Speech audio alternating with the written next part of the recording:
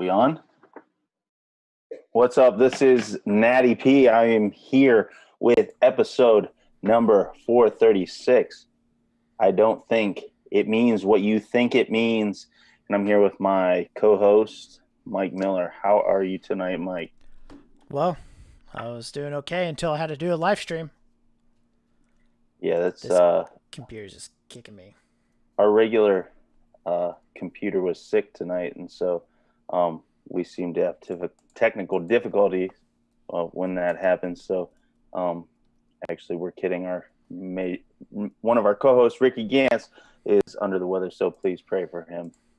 So for the show, Mike, I read a news headline that says Oregon County issues face mask order that exempts non-white people.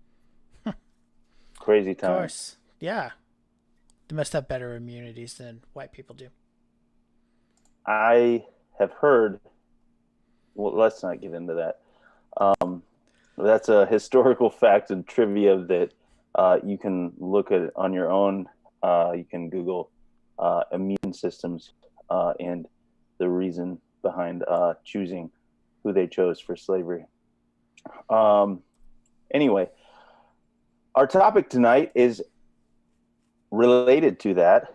The title is Top 10 Words That Don't Mean What You Think They Mean.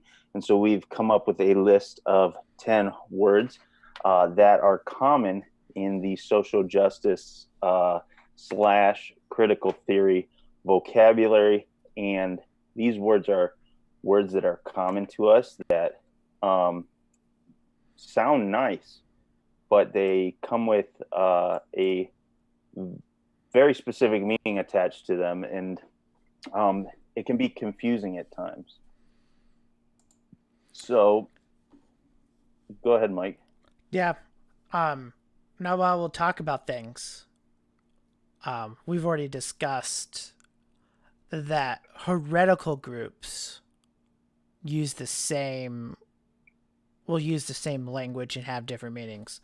So while we'll talk about kind of more at a popular level with everyone, this is not new to our culture. This is stuff that has been happening around for a while.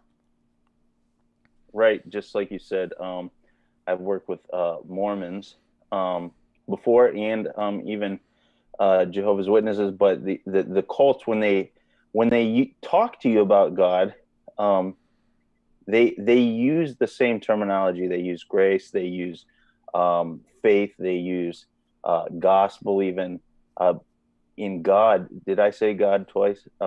They use those words, but they don't mean the same thing that we mean when we say them. And with this newer, you could call it a cult or religion, there's various aspects of cult and religion to the social justice movement. We see like acts of religious penance as white people get down and shine the shoes of other ethnicities. We see methods for atonement. We see a concept of original sin, which we'll get to a little bit later in the list. And so why don't we just go ahead and get started? I am going to go ahead and read the list for us. Number 1, diversity. Number 2, inclusion. Number 3, equity. Number 4, justice. Number 5, racism. Number 6, privilege. Number 7, oppression. Number 8, white / person of color. 9 is gender, and number 10 is reconciliation. And so these 10 words all take on a specific meaning in social justice and critical theory. So the main theory behind all of this is called critical theory, which from critical theory, it's basically a way of looking critically, believe it or not, as we've seen. Some think it is a useful tool, and it is useful for certain things. And from critical theory, we have critical race theory, critical gender theory, critical all sorts of and this isn't like I have a theory about how the world works, like the theory of relativity. It's more of a methodology of doing things. Um, is what it would you say that, Mike? That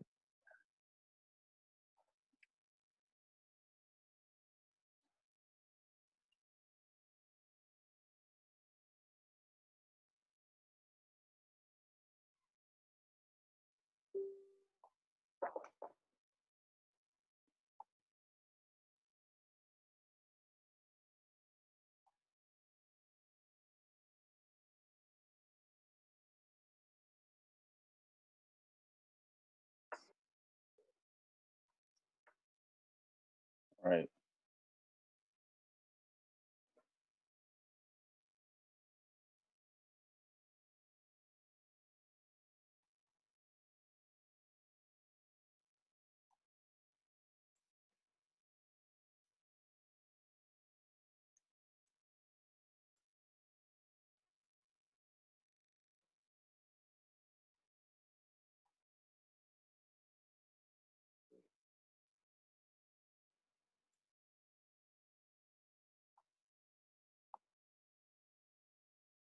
A um,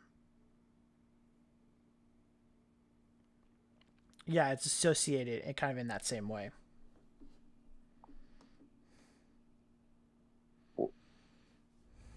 Um, Mike, we're still not live on YouTube.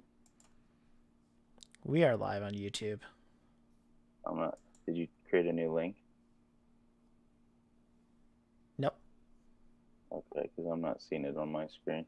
I'm showing we're live. All right, then we're live. Now you're gonna make me do all this editing. That's okay.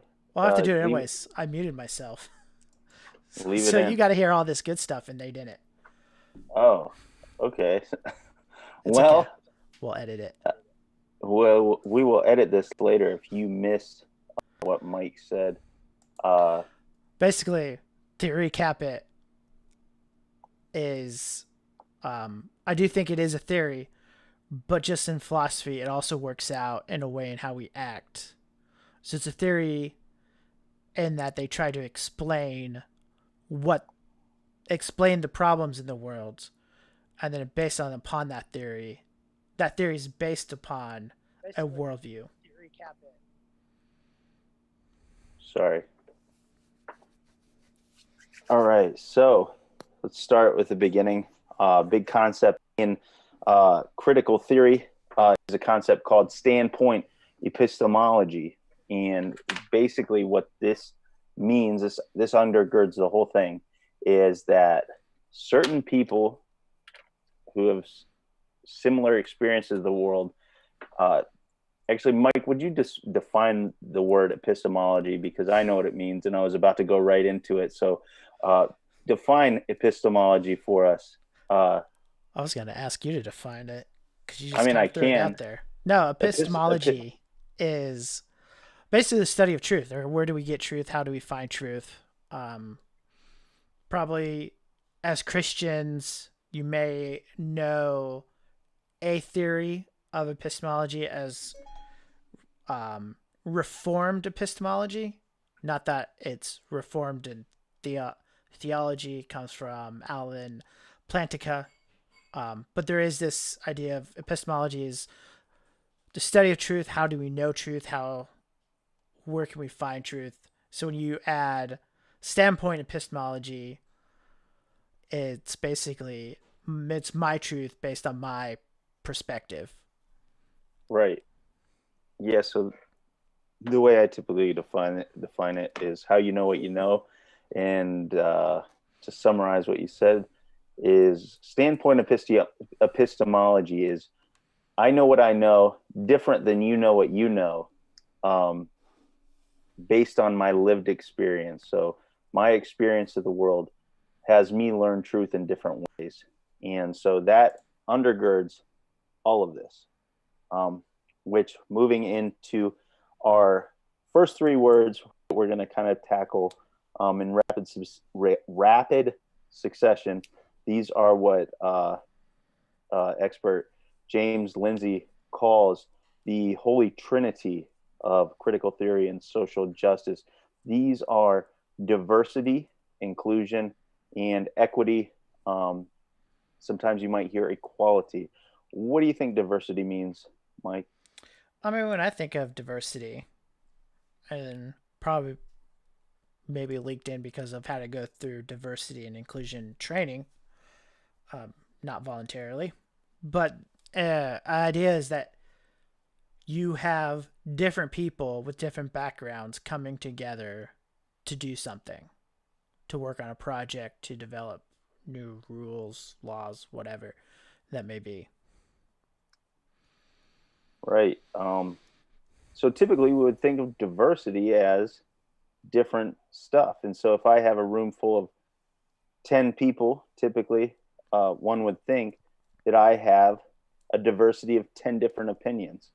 But the way that critical theory works, and the reason that we've talked about standpoint epistemology, is because it's really not, it's a diversity of opinion based on ethnicity, based on lived experience, where generally all people who look a certain way have a certain lived experience. And so we are trying to represent everyone's lived experience equally when we want to make sure we include a woman, a man, a white straight man, a cisgender female, however, all these different terms. We want to make sure these different epistemologies are represented, so we have all the facts, because we can't all see this. We don't all see the same reality.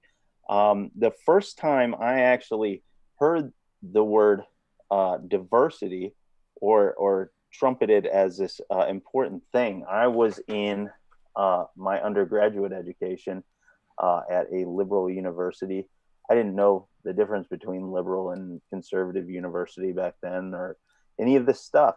I simply was placed in an atmosphere where they were giving me Kool-Aid to drink, and I didn't know the difference between one flavor of drink and another. And so the way it was used in my education was, I was a teacher in training, and so we had to do student teaching, and we had to do student teaching in a diverse school and non-diverse school.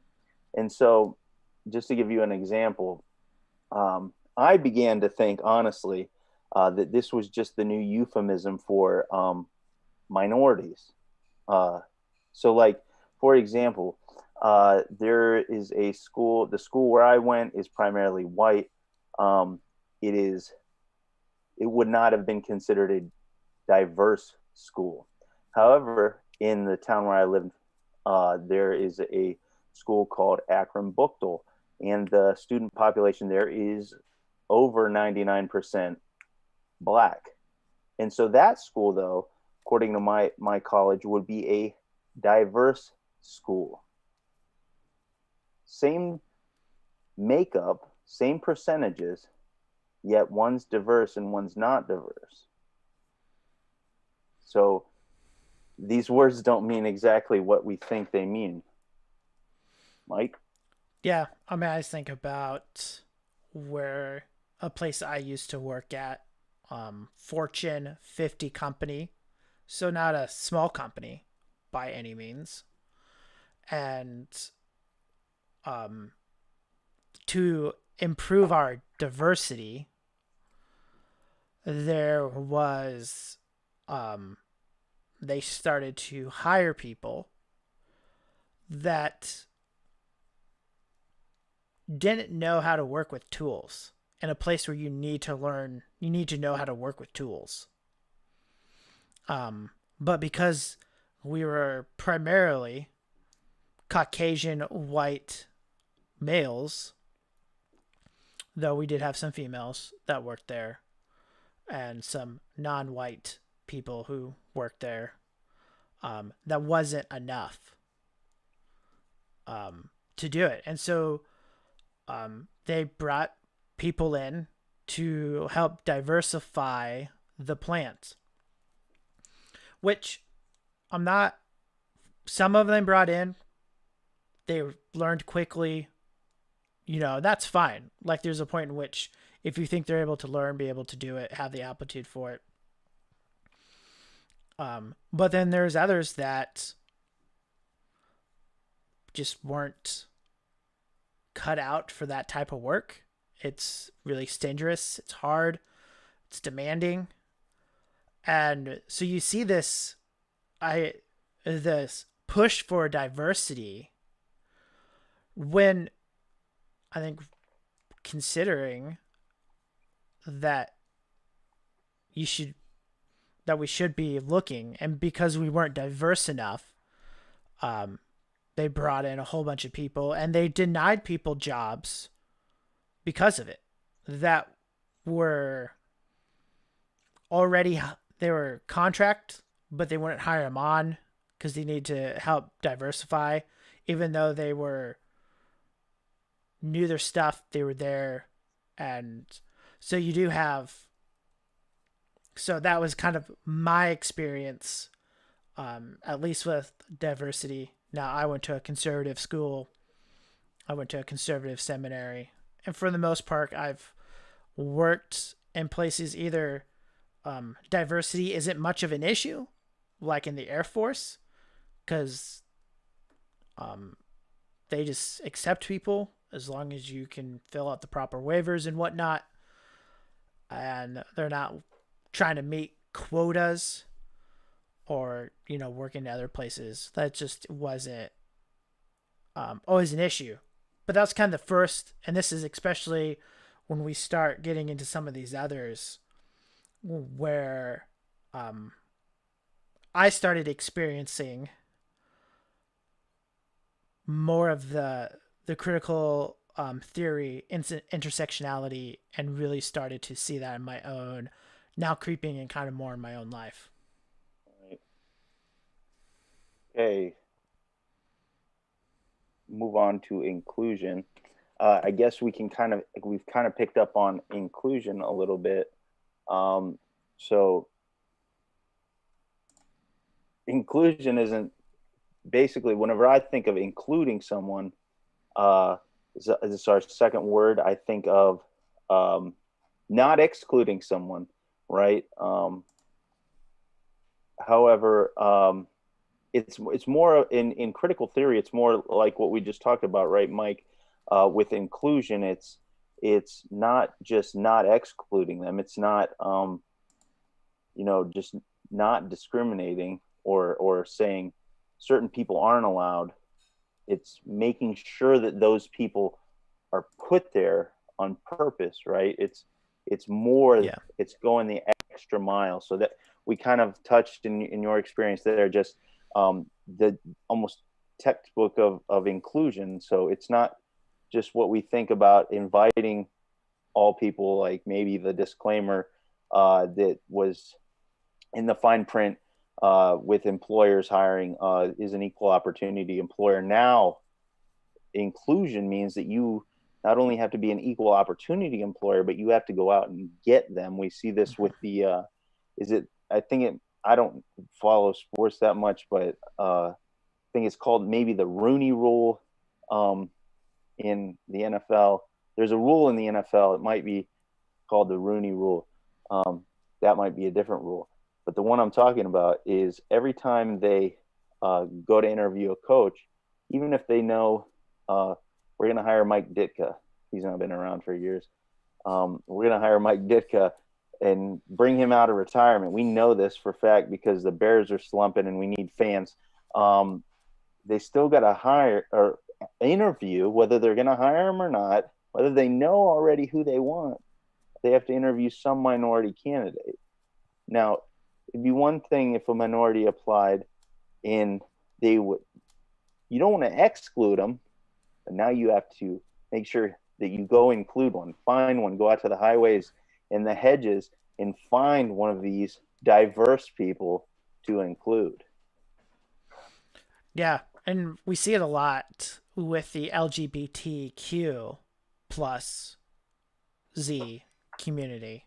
Right. And it's not just being part of like bringing them in, being part of it, as you mentioned, but there's also that element of accepting who they are regardless, unless you're one of the oppressors. Right. So a white, male, Christian, straight, those you're allowed to kind of exclude. Right. In the actual proper definition of the word. But so yeah, even in the idea of inclusion, it's not just merely letting them work, which I don't have a problem with whatsoever. But it's, as we start seeing now and with recent Supreme Court decisions and other what they're advocating, it's not just you need to support them or bring them in. You have to support them.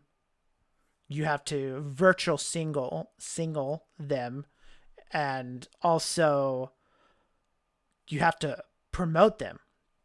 In fact, I was just driving by downtown Louisville, and a prime example is a headquarter building here in downtown Louisville. You can see it off the interstate, and they have a rainbow streamers running down the front of their building because they're inclusive.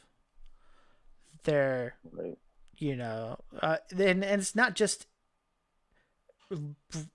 bring them in. It is that propping up that if you don't support it, you're exclusive.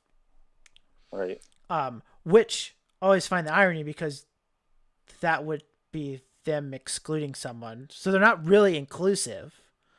You kind of, we think about redefinition. To be inclusive is to bring them in, to be a part of it. Right. How they define inclusivity is that you have to support.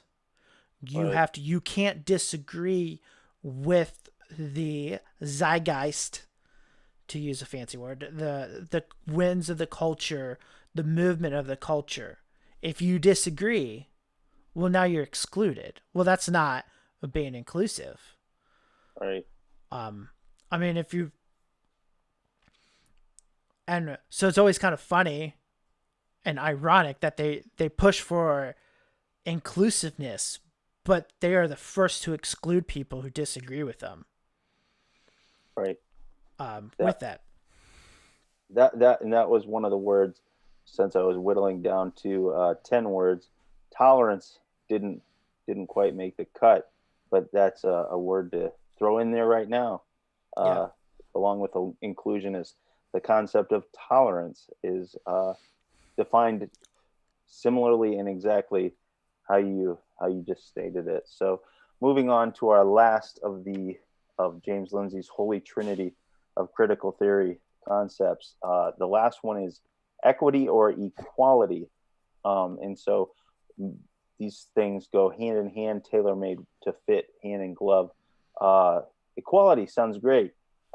We hold these truths to be self-evident, that all men are created equal, endowed by their creator with certain inalienable rights. This is language that is familiar to us based on our country's seminal documents. It is a concept that is familiar to us Christians because we know that here there is no slave or free, Jew or Greek, man or woman. That everyone has equal access in Christ.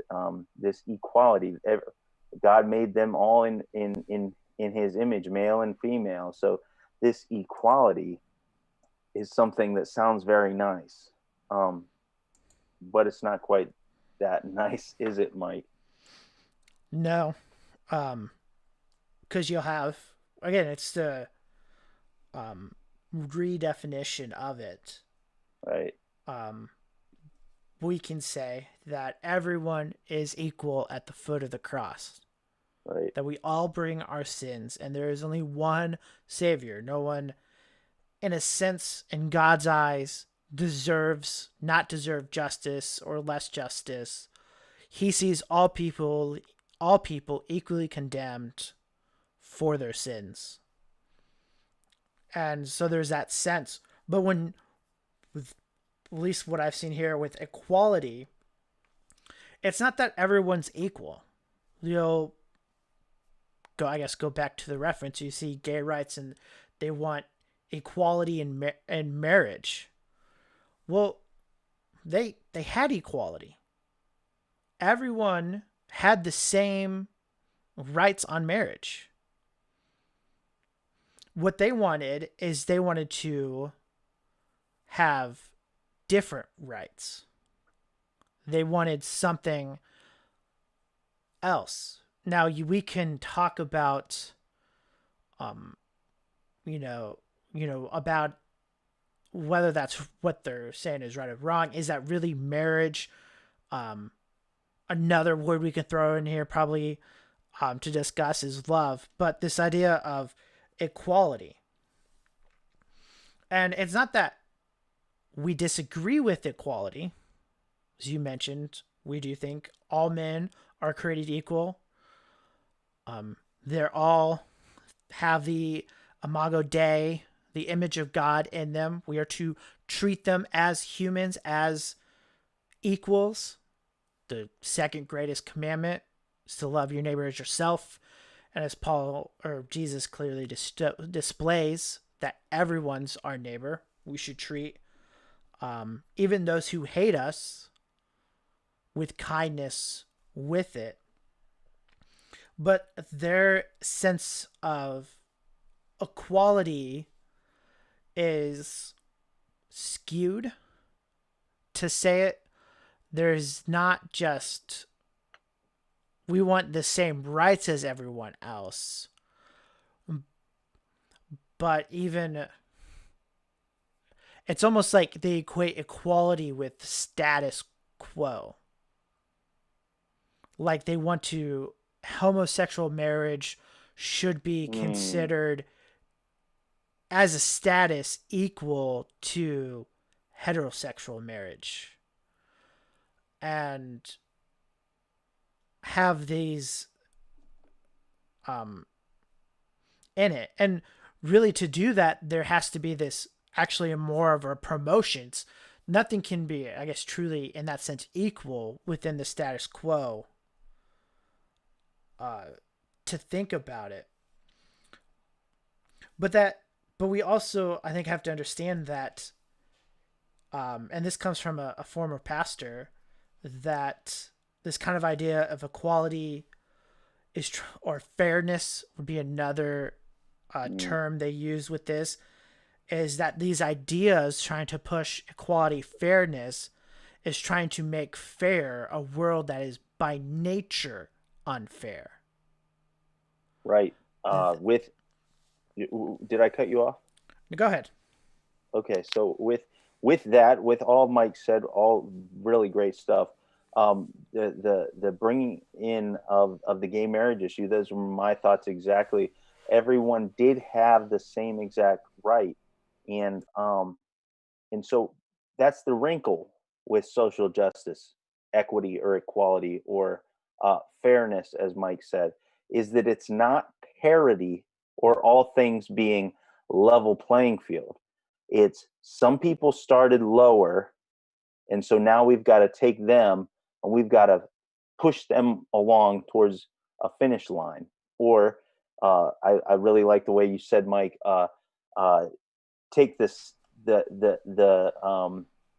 it and make it the new status quo. So they perceive gay marriage to have been oppressed, and so they want the new status quo to be homosexual marriage, or they perceive that there wasn't enough women in the workplace.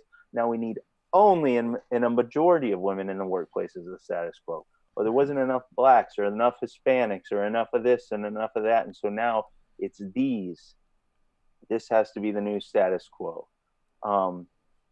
And so that's the difference between what we think about as normal. I mean, there's a new normal, but as regular thinking people who use the ordinary plain meaning of language versus these new definitions that the cults in the social justice movement will thrust upon us. And so that wraps up that holy trinity of diversity, inclusion, and equity. And these are the justice concept behind social justice. And so to get a glimpse of diversity, inclusion, and equity, of the real biblical definition of all this, my mind was drawn to Acts 10, 34 and 35 earlier today. It says, this is at the conversion of Cornelius, the first major Gentile convert in the book of Acts. Opening his mouth, Peter said, I most certainly understand now that God is not one to show partiality, but in every nation, the man who fears him and does what is right is welcome to him. The word, and that's it. That's 10, 34 and 35. Those from everywhere who fear him are welcome. So this is, and we also see the concept that God doesn't show partiality. And so that's why we know that words that mean not partiality, like equality, are good words. But the problem is, one of the main techniques, and a lot of people use this technique today. It's not just the critical theorists. It's just a poor argumentation technique, but is used a lot of times by the critical theorists, in the gay movement, the Black Lives Matter movement. They'll say things that you can't argue with because they don't want any argument, like Black Lives Matter. If you argue with that phrase, you're racist and you're shut down. And also with gay pride, love is love. Who can argue with that? That's a logical law of identity. You can't argue with that. But go ahead. Yeah, I just want to think more, when you're talking about equality, you kind of talked about the race. They're trying to make it where everyone wins the race at the same time. Right. Kind of how you're alluding to. Right. And just kind of think, of another issue you'll hear brought up is women don't get paid the same as men, which there has been studies to show that that depends on your industry. For the most part, not that, and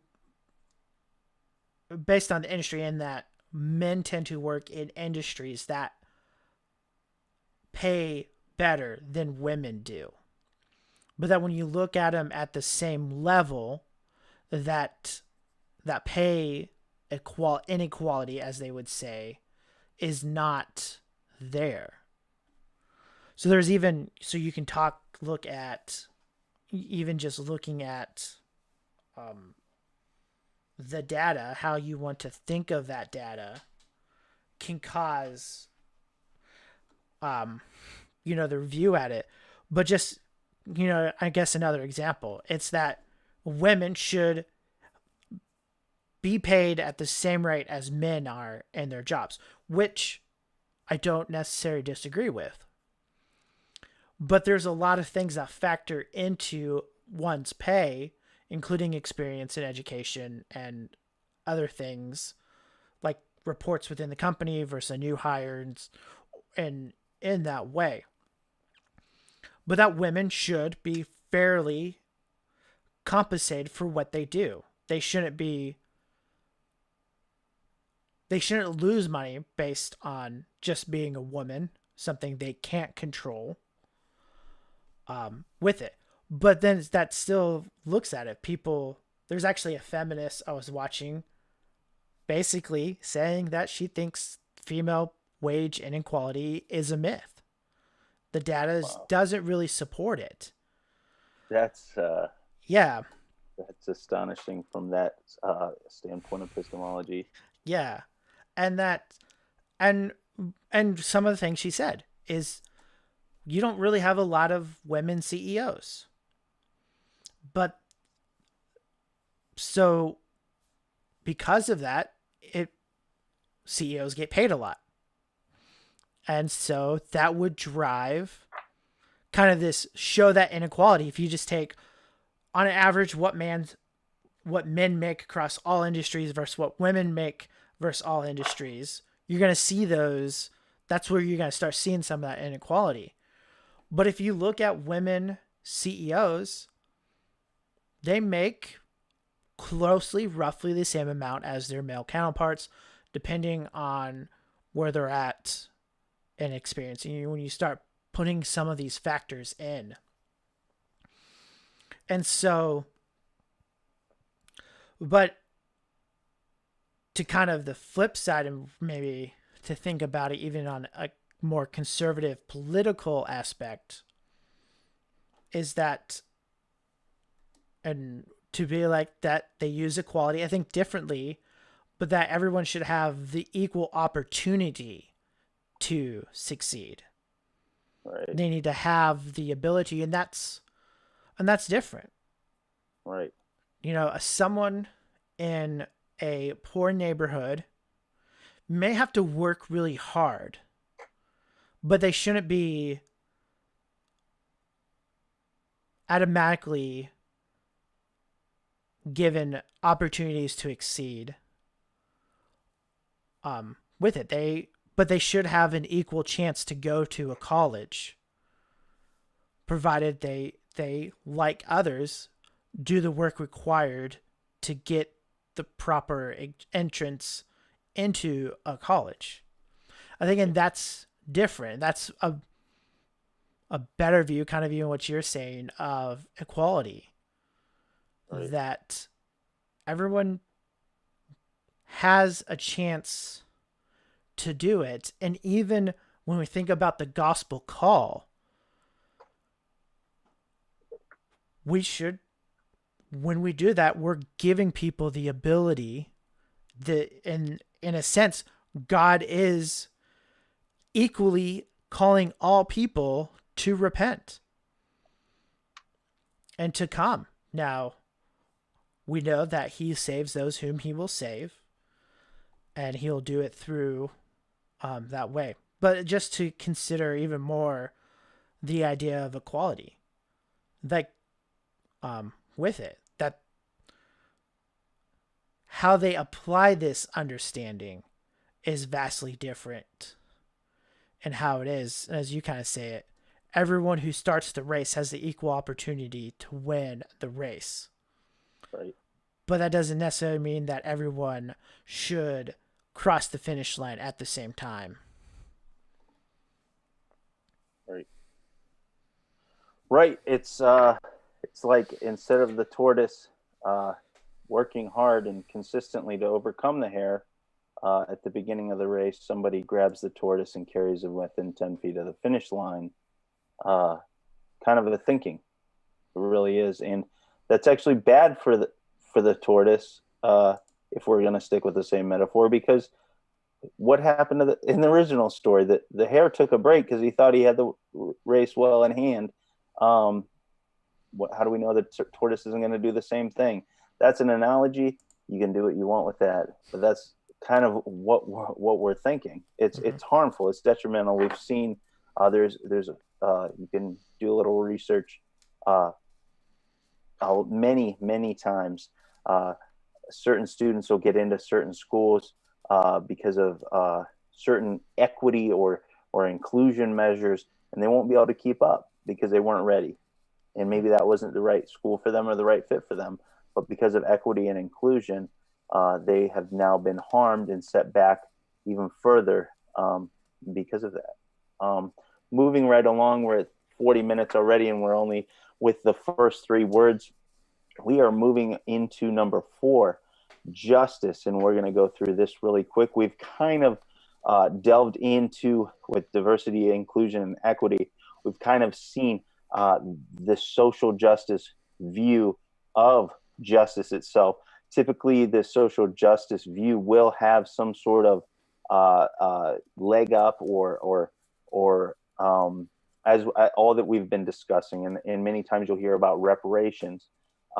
With it's not enough to be equal; you've got to pay us back for all the unequal that we've had over the years. And so, if you notice with critical theory, or in our culture right now, so basically, if you hear me talk about critical theory, I've talked about social justice.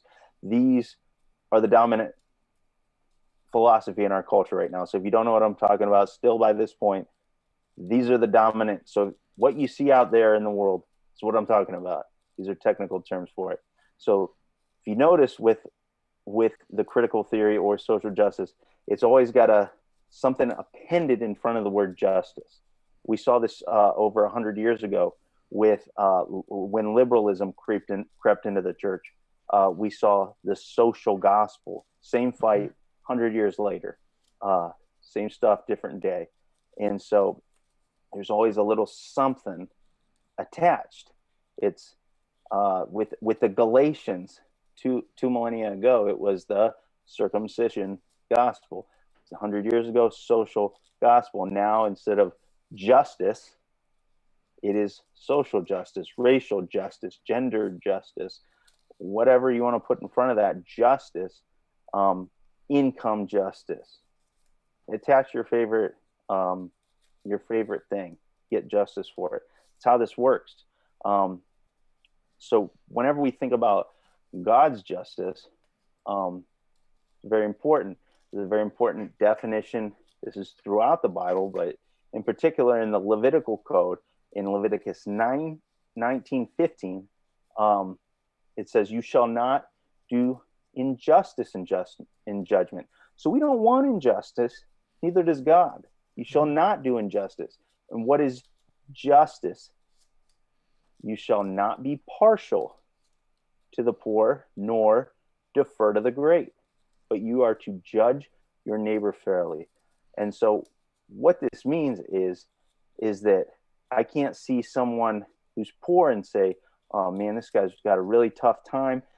He's going up against this wealthy magnate, and I feel really bad for him. So, despite the facts, I'm gonna pull the case in favor of the poor fellow." Or same case, and I look at the poor guy, and he gets enough handouts, so I'm going to go ahead and give this one away to the rich. You're not supposed to do either. So justice is having the same standard for everybody. We see this again in James, where it talks about someone who's rich coming into the church, and you say, "Here, have a nice seat over here." Yet to the poor man, you say, "Sit by my feet." So what in over and over again, God does not show partiality, nor does he accept a bribe.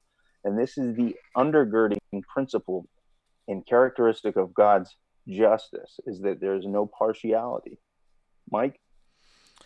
Yeah, I think about a story again at the same place. I was talking to a guy, and this came up. He asked me, "What did I think a judge should do if there were two kids? One was poor and didn't have enough food to be fed, and you have a rich kid who has everything and a full belly and food just completely at his disposal." And they went to a grocery store and they both stole some food. They both get caught. They face the judge. The question is, what should the judge do? And I told him, well, the judge should punish them equally for the crime. They both committed a crime, and they should both be found guilty for it if they in fact did it. And he argued, as you were saying, he was trying to argue with me that the judge should look at the circumstances of the poor kid and not punish him, throw the case out, get rid of it, because he needed it. He was hungry. He was, with that. And no doubt, I agreed with him. That's the case. But as you pointed out, we shouldn't be impartial. The poor kid should face the punishment for his crime. Does that mean the judge can't be merciful? Well, no. The judge can still be merciful. And he could say to the poor person, you are guilty of this crime. But understanding, I can have mercy, which really gets to the heart of the gospel. Because God can send us to hell because we've sinned against him. But he has had mercy for us. And the same can be true here. And I think sometimes, and to think about it, is when they think about justice, they confuse justice with mercy. And that a person deserves mercy because they're oppressed in their language. And, well, that's not it. Lady Justice is blind. Her scales are even. Even when we think about the mob mentality and all the riots to get justice for what has been happening on, well, that's not justice. Justice is pursuing the case, determining if there was any wrongdoing, and making the proper judgment. It's not vindictive. Justice is equal. And even these reparations, I mean, they're not unbiblical in the sense that if I stole something, I have to pay back what I stole. I have to, if I borrow someone's tool and I break it, I need to repay him back for what I broke. That is just. That is right. No, you don't see, I should, as a white person, give money just to black people in general for something I haven't done, because I haven't owned a slave personally. I shouldn't have to pay. That would be an injustice. You're accusing the crime onto someone else. And even the Bible speaks about that the father is to face the crime, or the son is to face his own crime, and it shouldn't be put on his father. And so you see here a confusion between justice and mercy within it. And this is not to say that the court systems are just. Right. I think we could say here that the court system isn't always just. That judges are partial to maybe give rich people off, certain people off, reduce their sentences because of who they are.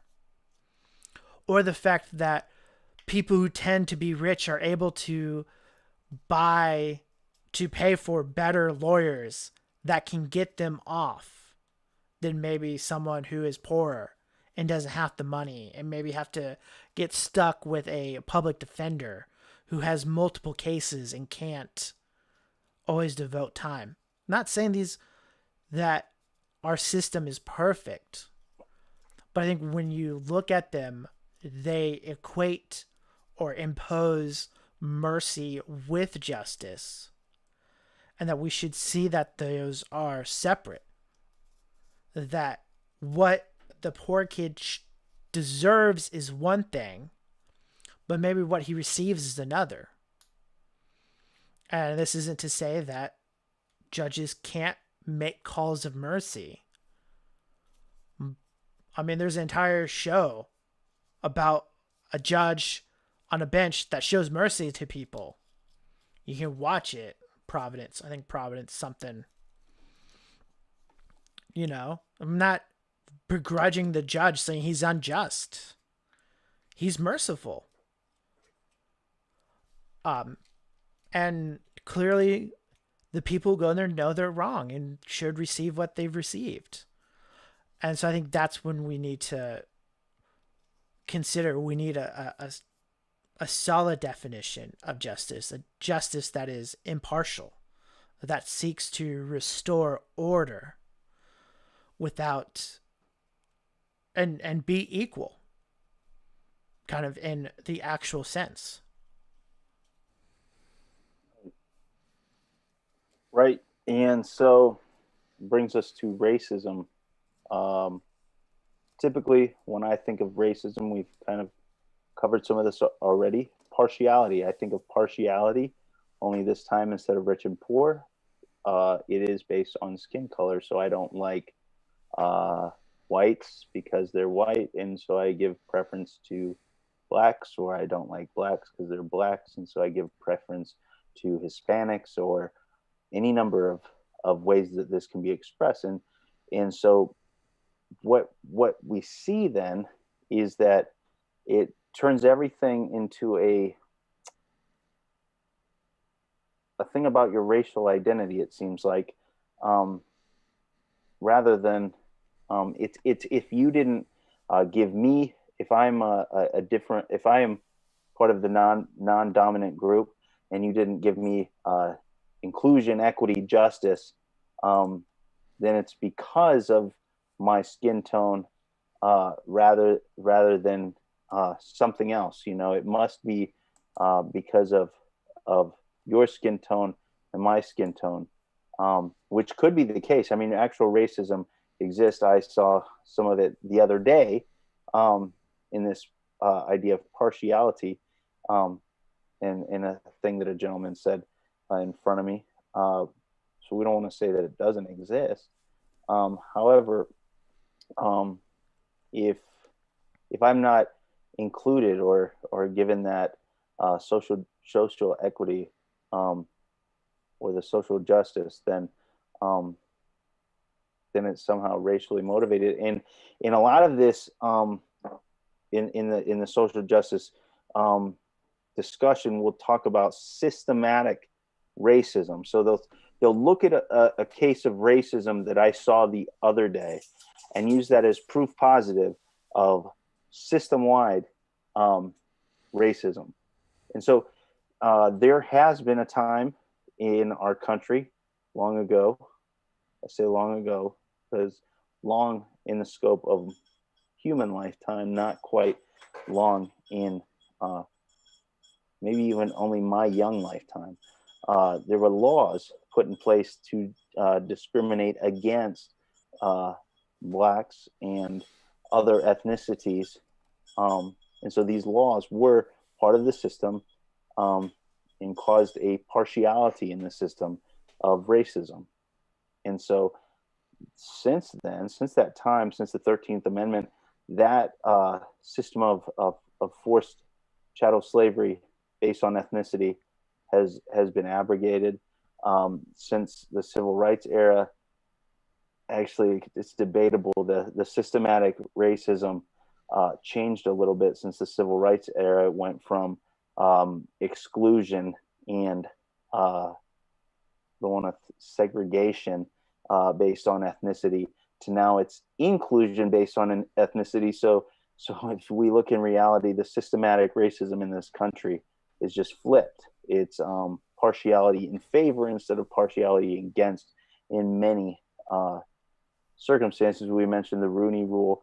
That is a systematic racism in the NFL, though it is racism in favor of instead of racism against. So we do see that. However, Mike, maybe you could speak to this, the variance in the wrinkles. Yeah. I mean,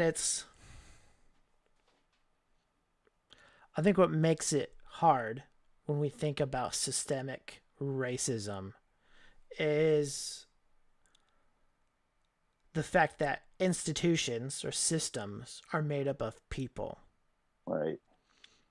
And can a impersonal system right be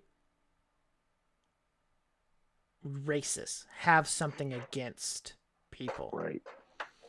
And so can people in a system be racist and then use that system against people? Yes. Let's put it out.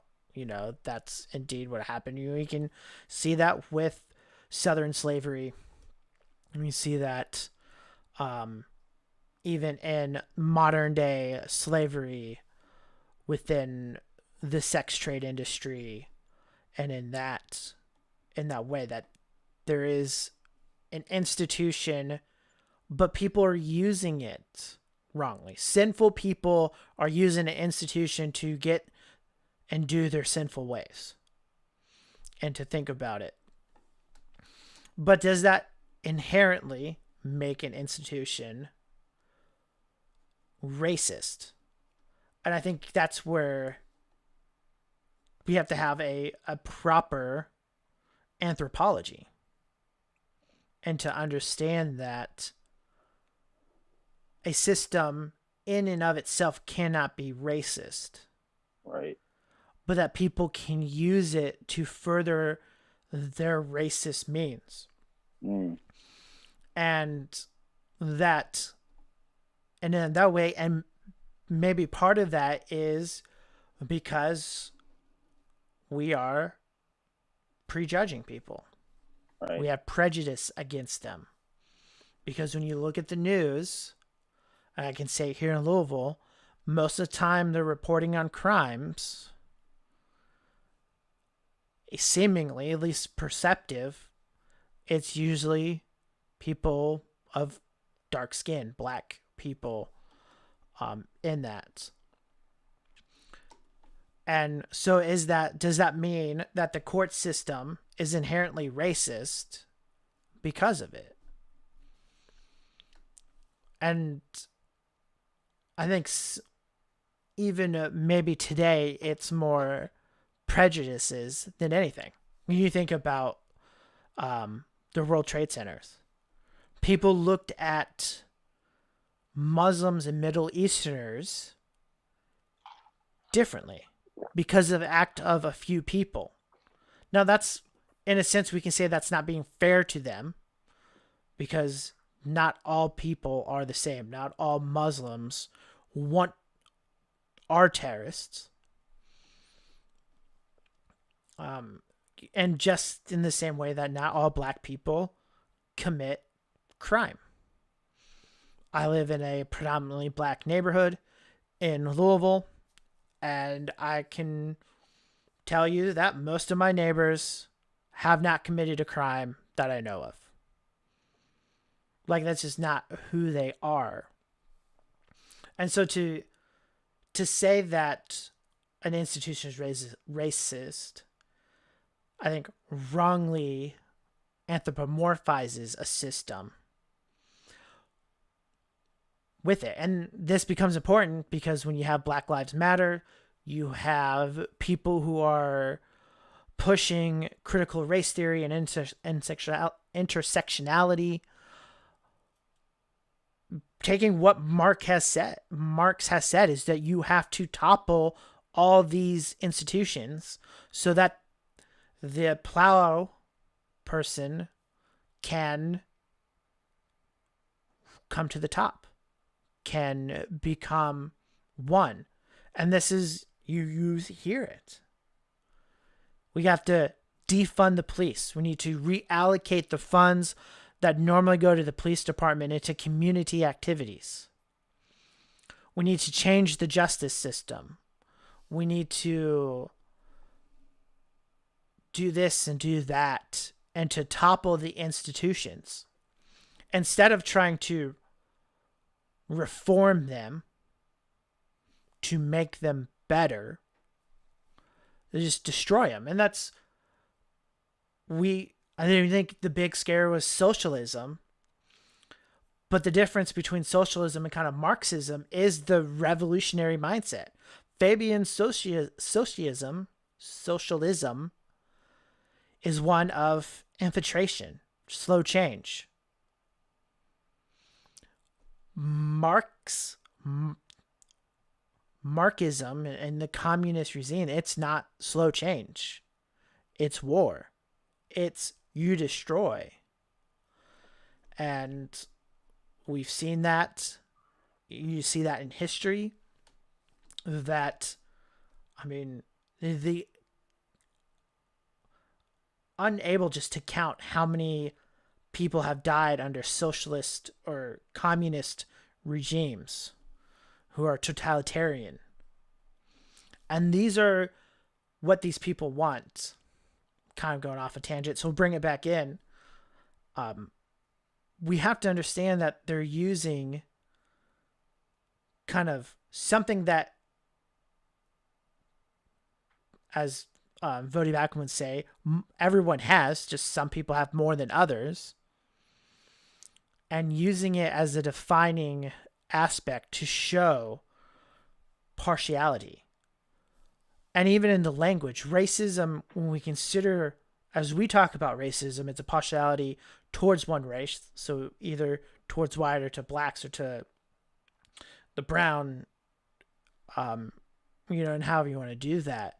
But when our culture talks about racism, it is clearly that only white Caucasian males, European descents, are racist. Right. No one else can be. Again, it's that subtle change. Racism is particular to, no matter what Merriam-Webster may say now with the new update, how it's played is, well, and even what the media is, only white people can really be racist. But if you can make, a safe space for African Americans, well, that's not racist, even though you're showing partiality by excluding other people. Right. Yeah. That is the. So we talk about next on the list is a word's privilege, and so going hand in hand with racism, and what you just said there, privilege is defined according to them. It's not what we think about as these things are nice, life, breath, and all things are privileges given us by God, and nice things to have that we've been given. What a privilege to be here today, et cetera, et cetera. These are privileges is the domination or power, a power position, or hegemonic influence, as they call it, which means that my standpoint, my opinion is the dominant opinion, or so we think about my ethnicity being the white straight male, being the dominant hegemonic influence. So the world is heteronormative, male normative, and white normative. And so that would be the privileged group, the dominant group. And so only the privileged group can be racist, is how it's often taken. So someone striving against the privileged, someone in the oppressed group, is unable to be racist. Oppression, typically we don't think of that as actually doing injustice to someone. In critical theory, we think of oppression as not having your viewpoint be the dominant viewpoint and not being part of that group with the hegemonic control. And so it's privilege versus oppression in this system. And that's why you hear things like white privilege or check your privilege, use your privilege to lift those up who are not privileged, is because it's share what you have. You have this privilege, you have this dominant position. And so you need to check that and lower yourself so that you can lift up someone who is oppressed by these injustices. Again, we're not talking about whether actual injustices or oppression exist. We're simply talking about the way words are used within another ideology here. Yeah. I think if we consider what they said, does this apply to other nations. Right. Because we talk about, okay, in America, if you're a white male with some sort of theistic belief, then you're privileged, and Right. almost in the sense that everything gets handed to you on a silver platter. Right. But is that true in, let's say, China? Does a Chinese male Christian, is he privileged in the same way I am? And are these fluids? Because when you hear him talk about it, this isn't a fluid idea. Right. Even though in China, being a Christian means you're going to be oppressed. You're going to, or you have a very real sense that you may be martyred for what you believe. And so when we consider this idea of privilege, it's, it's that idea that as a white male, everything I get, heterosexual male, you even go with it, that everything is handed to me on a pleasure. I don't have to work hard to advance. Even though that, from a standpoint, epistemology, isn't true. Stuff isn't handed to me on a platter. And I've had to work to do things. There was times in which I felt that I was being oppressed for one reason or another in previous jobs. And I realized my oppression is different. There is levels in which people are oppressed and maybe feel that way. But this idea that just because I'm a certain demographic means everything's handed to me. It's not. And in fact, if that is such a case, especially when you consider people who are wealthy and the current, or those who got caught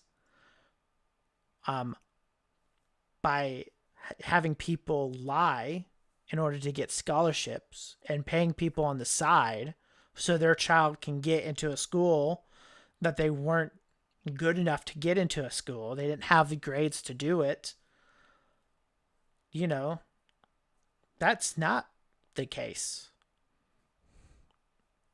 with it. And I have someone I know who went to Harvard. He scored perfect on both his ACT and SAT. Was he privileged? No. Small town Nebraska people. His dad worked in agriculture. His mom was a teacher. They're not, loaded in cash, but he worked hard. And that's, I think, people, again, when with this is just, there's no individualism. Right. And we've hinted at it. We haven't expressed it. And so the fact that I'm white, male, these categories, that makes me privileged already, even though as an individual, I have never experienced any type of privilege with it. And so I do think when we consider both of those, that it's not really a standpoint in which it's my view. It's based on these demographics and what I perceive to be it and with it. So now we've gone over the 1 hour mark with the show. We should never do a list more than like 3. Yeah, the first 3 were kind of key and crucial and kind of all hit. So now I'll wrap it up with we'll skip number 9, gender. That is all part of this. It has a very specific definition. I'll just talk briefly on it. White slash person of color, in my estimation, and what it seems is that white and whiteness, you can kind of glean some of this if you read the About section on the Black Lives Matter website. I encourage everyone to read that. White is generally oppression, and person of color doesn't mean that they're someone a minority. It means they're oppressed. Very simple concept. So whenever you see someone who's black, white, red, Indian, American Indian, or something, calling them person of color doesn't mean that they're a different color. It means they're oppressed, because I have a color too. It's just white. But I am white. I am in the dominant oppressor group. That's a quick definition there. Gender, another thing that's affected by standpoint epistemology.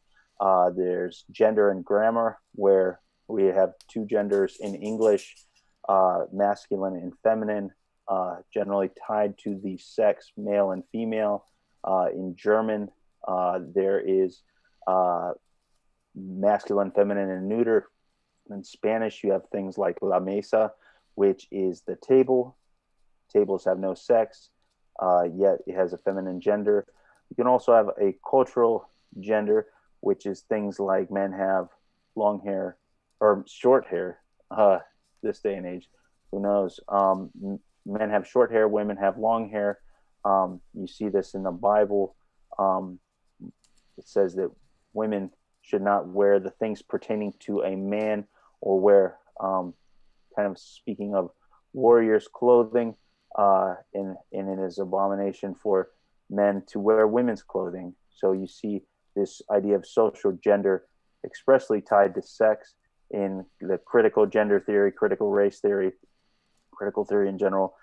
Gender is more of a Gnostic concept based on standpoint epistemology, and I'm the only one who has my lived experience, and I'm the only one who can tell you what my gender identity is. So it could be masculine, could be feminine, could be gender third person omniscient. That's kind of how that works. Reconciliation, just to cap things off, reconciliation, for that to be accomplished, that's our goal. It's a goal in Christianity too. We talk about racial reconciliation, where everything has finally, the tables have been turned. Everything is now equitable. There's enough inclusion and diversity to satisfy the powers that be. And so finally, in critical theory, there's reconciliation when all of this has happened. The problem with that is there's never any finality to it. It's never enough. Just like most false gods, they're like a burning pit that you feed wood into it, and it's a flame that can never be satisfied. It just grows and grows and grows. Whereas in biblical reconciliation, we see things like God giving us the ministry of reconciliation to reconcile, call men to be reconciled both to God and to each other through the Lord Jesus Christ. And this is a final thing through his person and work, his complete person and work. We see that God is reconciling all things to himself, whether things on earth and things in heaven. And so just to cap us off with the last word, it is very important that we stick with the gospel and preach the gospel, because only Jesus has the power to reconcile both God and man. And that's all I have to say about that for now, since we're behind the clock. Yes. Well, thank you for a quick summation. We probably could have gone on for another 30 minutes or so with that. But that has been this episode. This is episode 436. I don't think it means what you think it means. Next week, we have a pre-recorded episode with George Alvarado. He stepped back in to G220. We reluctantly allowed him back in. I'm just kidding. We didn't. We enjoy George anyway. But we're going to be talking about how we should prepare for the future, especially in light of growing movements that target and want to persecute Christians here in America. It's going to be a great episode. It's going to challenge you in probably ways you didn't think it would. It's really going to just make you feel uncomfortable. I mean, I felt it during the recording with it. So you're going to want to tune in next Tuesday, 9 p.m. and to listen to that episode of G220 Radio. You're not going to want to miss it. It's going to be a good one for it. So with that, we thank you for watching or listening to G220 Radio, however you are digesting this. And join us next week, 9 p.m. And until again, God bless.